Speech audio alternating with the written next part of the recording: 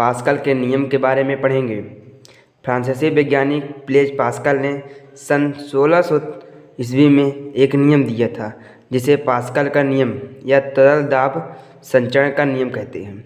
इस नियम के अनुसार यदि किसी बर्तन में स्थिर या साम्यावस्था में रखे द्रव के किसी भी भाग पर बाह्य बल लगाया जाए तो यह दाब परिमाण में बिना क्षय हुए प्रत्येक भाग यानी कि सभी दिशाओं में संचित होकर निकलेगा।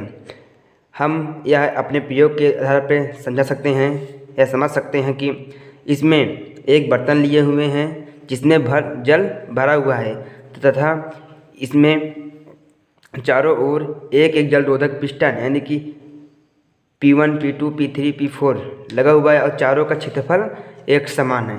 यदि हम पिस्टन P1 पर 20 न्यूटन यानी कि किसी भी न्यूटन का बल लगाएं यानी कि बाह्य बल लगाते हैं तो शेष तीनों यानी P2, P3, P4 पर एक समान बाहर की ओर निकलेंगे। यदि हम इसे रोकने यानी इधर से हम बल लगाएं रोकने के लिए प्रयास करेंगे तो मुझे P1, P2, P3 पर 20 न्यूटन का ही बल लगाना पड़ेगा तभी यह रुकेगा, नहीं तो ये तीनों एक समान धारा में बाहर की ओर निकलेंगे। और प्रत्येक पिस्टन का क्षेत्रफल समान है तथा प्रत्येक पर लगे बल परिमाण भी समान है। अतः यह सिद्ध होता है कि P1, P2, P3, P4 एक दूसरे के बराबर है। और दोस्तों इसी को ही पास्कल का नियम कहते हैं। आज के लिए बस इतना ही।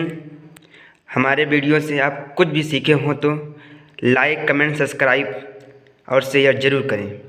Love you, thank you.